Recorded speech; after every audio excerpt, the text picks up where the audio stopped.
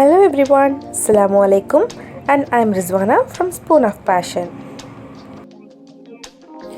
இன்றைக்கி நம்ம சேனலில் எடிபிள் கிளிட்டர்ஸ் வீட்டிலையே ஈஸியாக எப்படி பண்ணுறதுன்னு தான் பார்க்க போகிறோம். ஸோ எடிபிள் கிளிட்டர்ஸ் அப்படின்றது வந்து கேக் டெக்கரேஷன்ஸ்க்கெலாம் யூஸ் பண்ணுறது. லைக் நம்ம வந்து ஸ்ப்ரிங்கிள்ஸ்லாம் கேக் டெக்கரேஷன் யூஸ் பண்ணுற மாதிரி இப்போ உள்ள ட்ரெண்ட் வந்து எடிபிள் கிளிட்டர்ஸ் கேக்ஸ்க்கு யூஸ் பண்ணுறது. இந்த மாதிரி புல்மியப் டால் கேக்ஸ்லாம் யூஸ் பண்ணுறதுக்கும் இந்த எடிபிள் கிளிட்டர்ஸ் வந்து யூஸ் பண்ணுறாங்க. இது நம்ம ஆன்லைன்லேயோ இல்லைன்னா ஷாப்ஸ்லேயோ பார்த்தோம் அப்படின்னா கிராமுக்கு உங்களுக்கு 10 ருபீஸ் வரைக்கும் ஆகும். அதாவது நீங்கள் 100 கிராம் பர்ச்சேஸ் பண்ணிங்க அப்படின்னா 1000 ருபீஸ் வரைக்கும் வரும்.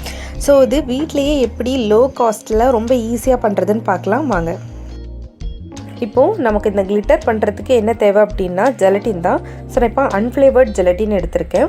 நம்ம அன்ஃப்ளேவர்ட் ஜெலட்டின் எடுக்கும்போது தான் நமக்கு என்ன கலர் வேணுமோ அந்த கலரில் நம்ம பண்ணிக்க முடியும். ஃப்ளேவர்ட் ஜெலட்டின் எடுத்தீங்க அப்படின்னா இப்போ எக்ஸாம்பிளுக்கு நீங்கள் வந்து ஸ்ட்ராபெரி ஃப்ளேவர் எடுத்தீங்க அப்படின்னா உங்களால் பிங்க் கலர் மட்டும்தான் பண்ண முடியும். ஸோ அன்ஃப்ளேவர்ட் ஜெலட்டின் வந்து சூஸ் பண்ணிக்கோங்க. இப்போது நான் ஒரு 2 டேபிள் ஸ்பூன் அளவு ஜெலட்டின் எடுத்திருக்கேன். நான் கொஞ்சமாக தான் பண்ண போகிறேன். ஸோ 2 டேபிள் ஸ்பூன் எடுக்கிறேன். அதில் நம்ம ஒரு 6 டேபிள் ஸ்பூன் வந்து வாட்டர் ஆட் பண்ணிக்கலாம். கொஞ்சம் வார்ம் வாட்டர் ஆட் பண்ணிக்கோங்க. 2 டேபிள் ஸ்பூன் ஜெலட்டினுக்கு 6 டேபிள் ஸ்பூன் தண்ணி, அதாவது 1:3 ரேஷியோ. ஒரு டேபிள் ஸ்பூனுக்கு 3 டேபிள் ஸ்பூன் தண்ணி அப்படின்ற ரேஷியோவில் நான் இப்போ ஆட் பண்ணிக்கிறேன். தண்ணி ஆட் பண்ணிவிட்டு எவ்வளோ மிக்ஸ் பண்ண முடியுமோ அந்த அளவுக்கு நல்லா மிக்ஸ் பண்ணிக்கோங்க. அப்போ தான் நல்லா டிசால்வ் ஆகும். இது நம்ம மிக்ஸ் பண்ணதுக்கப்புறமா ஒரு 10 நிமிஷம் அப்படியே வந்து விட்டுடலாம். 10 நிமிஷம் கழித்து ஓப்பன் பண்ணலாம்.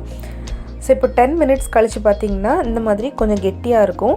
சம்டைம்ஸ் இதை விடவும் கொஞ்சம் கெட்டியாக இருக்கும். இப்போ நம்ம இந்த மாதிரி கெட்டியாக இருக்கிறத வந்து கரைச்சி எடுத்துக்க போகிறோம். இப்போ இதை நம்ம வந்து டபுள் பாயிலிங் மெத்தடில் தான் டிசால்வ் பண்ண போகிறோம். ஸோ நம்ம சாக்லேட்ஸ்லாம் மெல்ட் பண்ணுறப்போ யூஸ் பண்ணுற மாதிரி அடியில் கொஞ்சம் தண்ணி வச்சுட்டு நம்ம வந்து மேலே அந்த ஜெலட்டின் வச்சுட்டு நம்ம டிசால்வ் பண்ணி எடுத்துக்கலாம். ஜஸ்ட் இந்த மாதிரி ஜெலட்டின் நல்லா க்ளீனாக தெரிகிற மாதிரி நம்ம டிசால்வ் பண்ணி எடுத்துக்கணும்.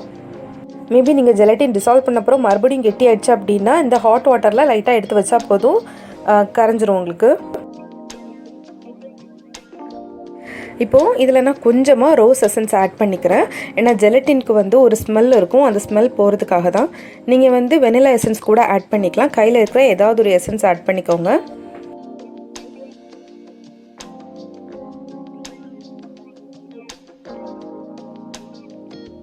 இன்றைக்கி நான் கிளிட்டரை 3 டிஃப்ரெண்ட் கலர்ஸில் பண்ண போகிறேன்.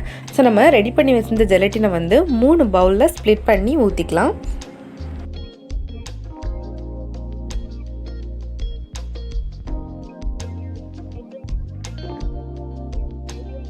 நான் வந்து ஃபுட் கலர் யூஸ் பண்ணி தான் இது பண்ண போகிறேன்.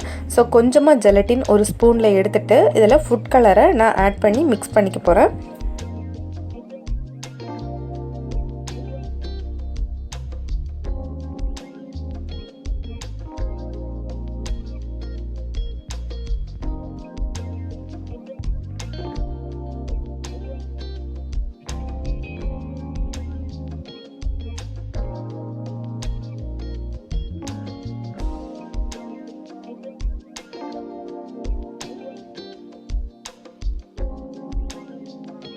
நீங்கள் இது வந்து ஃபுட் கலருக்கு பதிலாக இந்த மாதிரி ஏதாவது கலர் மிக்ஸ் இல்லைன்னா உங்ககிட்ட வந்து ரோஸ் சிரப் அந்த மாதிரி ஏதாவது சிரப் இருக்குன்னா அது கூட நீங்கள் வந்து ஆட் பண்ணிக்கலாம்.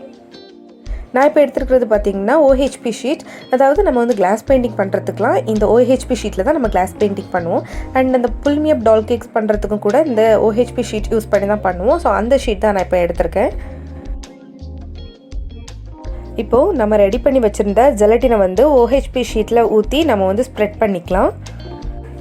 இந்த மாதிரி ஒரு ப்ரஷ் வச்சுட்டு அந்த ஷீட் ஃபுல்லாக வந்து நீங்கள் ஸ்ப்ரெட் பண்ணி விட்டுக்கோங்க. ஸ்ப்ரெட் பண்ணும்போது கொஞ்சம் தின்னாக ஸ்ப்ரெட் பண்ணுங்கள். ரொம்ப திக்காக ஸ்ப்ரெட் பண்ணிட்டீங்க அப்படின்னா காய்கிறதுக்கும் ரொம்ப டைம் எடுக்கும். ஸோ கொஞ்சம் தின்னாகவே ஸ்ப்ரெட் பண்ணிக்கோங்க. நீங்கள் இது வந்து பட்டர் பேப்பரில் கூட ஸ்ப்ரெட் பண்ணலாம். பட் பட்டர் பேப்பரில் நீங்கள் ஸ்ப்ரெட் பண்ணிங்க அப்படின்னா லாஸ்ட்டில் பீல் பண்ணி எடுக்கிறப்போ கொஞ்சம் கஷ்டமாக இருக்கும். ஸோ OHP ஷீட்டில் நம்ம பண்ணோம் அப்படின்னா ஈஸியாக பீல் பண்ணி எடுத்துடலாம்.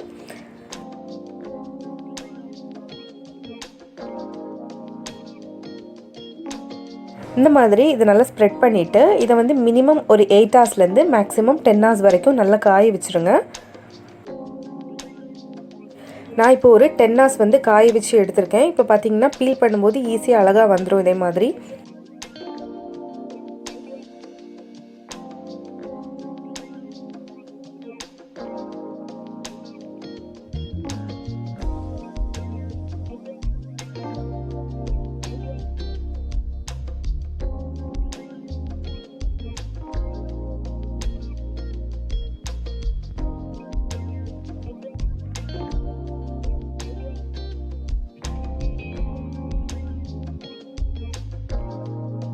இது பார்த்திங்கன்னா உங்களுக்கு ஒரு டிரான்ஸ்பரண்ட் கலர் பேப்பர் மாதிரி தான் இருக்கும். இப்போ நம்ம இதை ஒரு மிக்ஸி ஜாரில் போட்டு பவுடர் பண்ணிக்க போகிறோம். ஸோ இப்போ இதை நம்ம வந்து சின்ன சின்ன பீசஸாக கட் பண்ணிக்கலாம். இப்போ நீங்கள் வந்து உங்கள்கிட்ட பிளெண்டர் இருக்குது அப்படின்னா நீங்கள் வந்து கொஞ்சம் பெரிய பீசஸாக போட்டால் கூட அழகாக வந்து அது கிரைண்ட் ஆகிடும். பட் நம்ம வந்து மிக்சர் ஜாரில் போடுறோம் அப்படின்னா ரொம்ப சின்ன சின்ன பீசஸாக கட் பண்ணிக்கோங்க. அப்போ தான் உங்களுக்கு வந்து இது கிரைண்ட் ஆகும்.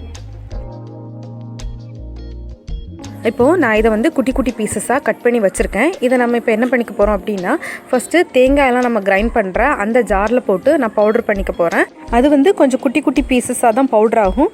ஸோ அதை வந்து அகெயின் நான் மசாலா பவுடர் பண்ணுற அந்த ஜாரில் போட்டு பவுடர் பண்ணி எடுத்துக்க போகிறேன். ஃபர்ஸ்ட்டே நம்ம மசாலா பவுடர் பண்ணுற அந்த ஜாரில் போட்டு பவுடர் பண்ணோம் அப்படின்னா ஜார் வந்து சிக்கிக்கும். அதனால் நான் வந்து இந்த மாதிரி பண்ணுறேன்.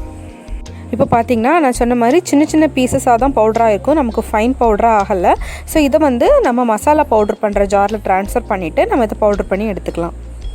மேபி நீங்கள் லார்ஜ் குவான்டிட்டியில் பண்ணுறீங்க அப்படின்னா உங்களுக்கு அந்த பெரிய ஜாரில் பண்ணும்போதே நல்லா ஃபைனாக பவுடராகி கிடச்சிரும். இப்போது நான் நல்லா பவுடர் பண்ணி எடுத்து வச்சுருக்கேன். நீங்கள் இதை பார்த்தீங்கனாலே தெரியும் எவ்வளோ ஒரு நல்ல கிளிட்டரிங் எஃபெக்டோட சூப்பராக ஷைனிங்காக இருக்குன்னு. ஸோ நான் இதே மாதிரி எல்லா கலர்ஸையுமே நான் வந்து பவுடர் பண்ணி எடுத்து வச்சுருக்கேன். இந்த மாதிரி பவுடர் பண்ணதை வந்து நம்ம ஒரு ஜல்லடையில் சலித்து எடுத்துக்கலாம். ஏன்னா என்ன தான் நம்ம வந்து பவுடர் பண்ணாலும் அதில் வந்து பெரிய பெரிய பீசஸ் இருக்க தான் செய்யும். இப்போ பார்த்தீங்கன்னா உங்களுக்கு தெரியும். நீங்கள் வேணால் இது கூட வேஸ்ட் பண்ணாமல் எடுத்து வச்சிங்க அப்படின்னா இதுவும் வந்து உங்களுக்கு டெக்கரேஷனுக்கு யூஸ் ஆகும். நான் வந்து இன்றைக்கி ஸ்மால் குவான்டிட்டியில் தான் பண்ணுறேன். பட் நீங்கள் லார்ஜ் குவான்டிட்டியில் பண்ணுறப்போ உங்களுக்கு இந்த பிக் பீசஸ் கூட உங்களுக்கு லார்ஜ் குவான்டிட்டியில் கிடைக்கும். ஸோ அதுவும் நீங்கள் வந்து கேக் டெக்கரேஷன்ஸ்க்கு யூஸ் பண்ணிக்கலாம். பார்த்திங்கன்னா நல்ல ஷைனிங்காக இருக்குது. ஸோ இதே மாதிரி நான் மற்ற கலர்ஸையும் வந்து சலித்து எடுத்து வச்சுருக்கேன்.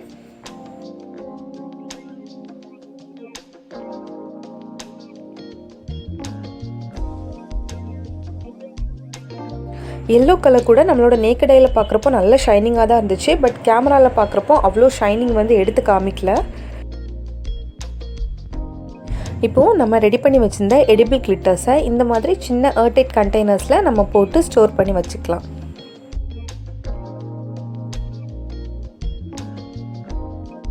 ஸோ நான் வீடியோவோட பிகினிங்லேயே சொன்னது மாதிரி நம்ம இதை கடையில் பர்ச்சேஸ் பண்ணுறப்போ காஸ்ட்லி தான்.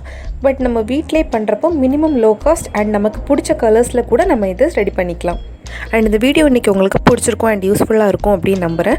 பிடிச்சிருந்துன்னா மறக்காமல் லைக் பண்ணிவிடுங்க. அண்ட் நம்மளோட சேனல் ஸ்பூன் ஆஃப் பேஷனை மறக்காமல் சப்ஸ்கிரைப் பண்ணிவிடுங்க. ஆல்சோ பக்கத்தில் இருக்கிற பெல் ஐக்கானும் ப்ரெஸ் பண்ணிவிடுங்க. தேங்க்ஸ் ஃபார் வாட்சிங். அஸ்ஸலாமு அலைக்கும்.